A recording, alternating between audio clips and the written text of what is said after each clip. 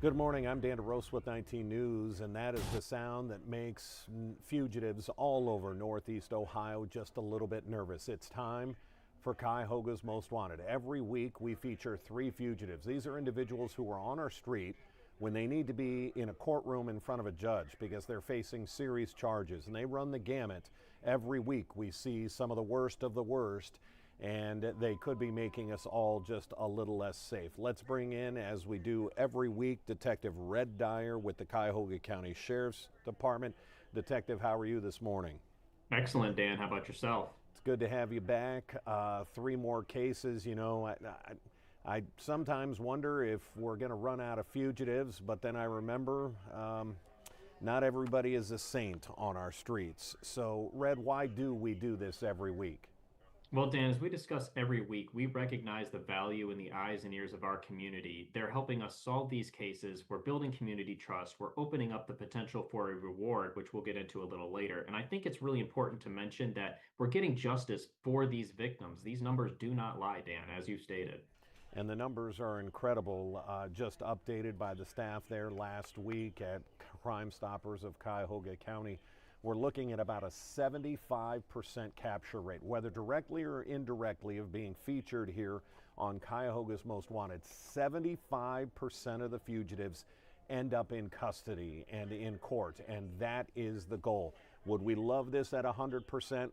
Absolutely, but we're realists. We understand that some people are pretty good at evading capture. Detective, let's get to our first case of the week. Our fugitive's name, and he's got a couple of aliases here. What do we know about Jermaine Jackson?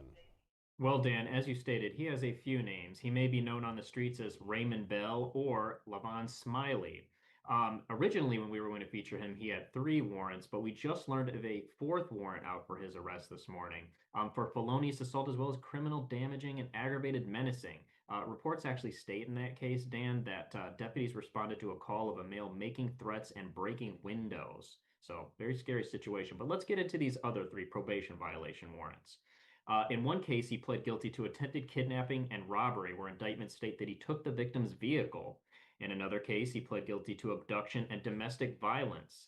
He actually has an extensive and violent criminal history with the Sheriff's Department dating back to 1994. For example, in 2008, Dan, he pled guilty to domestic violence, where reports state that he assaulted a pregnant victim. He failed to appear for probation violation hearings, as I stated in these cases, and warrants were issued for his arrest. He has a tattoo of the name Dejuana on the front of his neck and also has a decorative tattoo on the right side of his neck.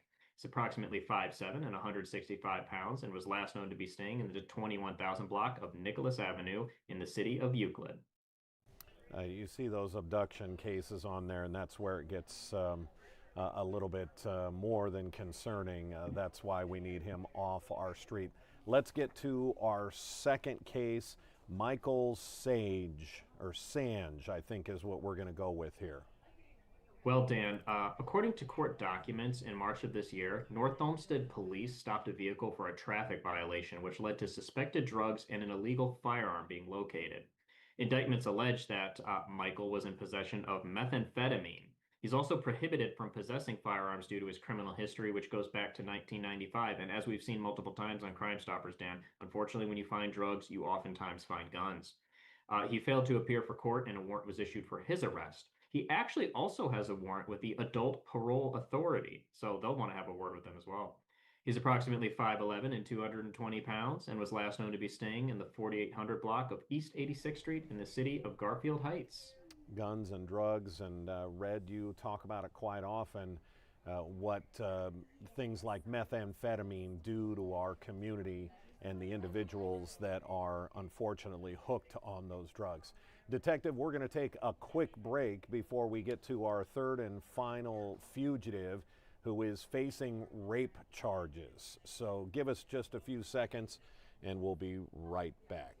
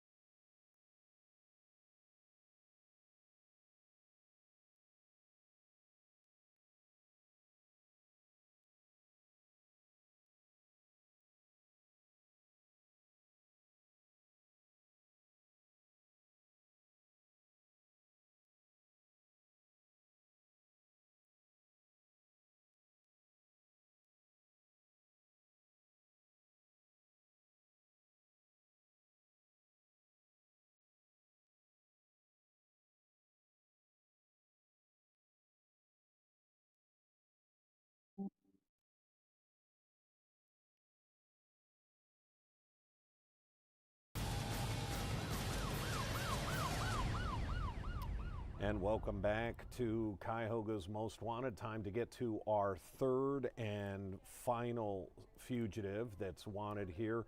Detective, what do we know about Jonathan Anderson? Well, Dan, what we know about Jonathan Anderson is that in April of this year, he actually already pled guilty to sexual battery and abduction.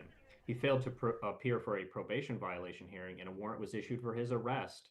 He's actually required to register with our offender unit as a Tier 3 sex offender. He also has a criminal history with the Sheriff's Department dating back to 2003 to include a guilty plea to felonious assault in just 2020. According to reports in that case, he struck the victim in the mouth, knocking out a tooth and actually puncturing their lip, which caused a laceration. So we're talking about a serious injury.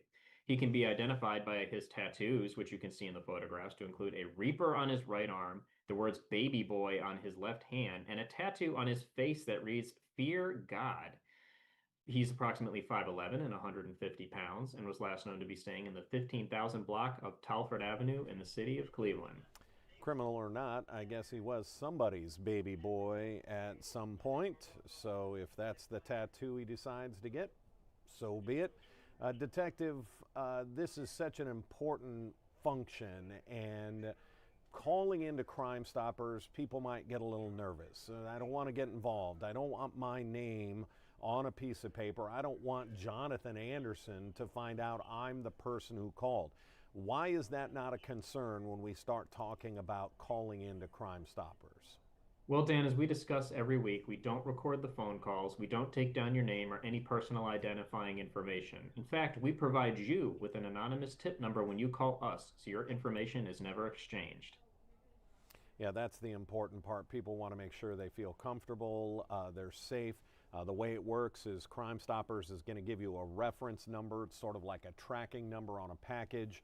You call back in later, find out if your tip led to the arrest, which could lead to a reward.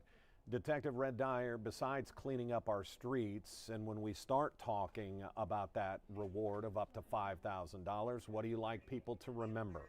That crime doesn't pay, but Crime Stoppers does.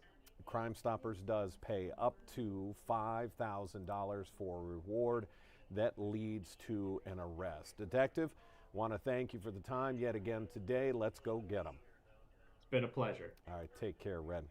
That's going to wrap it up for this week's Cuyahoga's Most Wanted. It is, again, an important function, something that you can help our community. Help clean up your own streets. 216-252-7463. It is a simple phone number and a simple way to leave a tip and get justice for a victim. I'm Dan DeRose with 19 News. Our 11 o'clock news just about 20 minutes away on Cleveland's 43, then our noon news on Channel 19. That's coming up. If we have any other breaking news, it'll be here on our digital channels. Until then, I'm Dan DeRose with 19 News. This has been Cuyahoga's Most Wanted.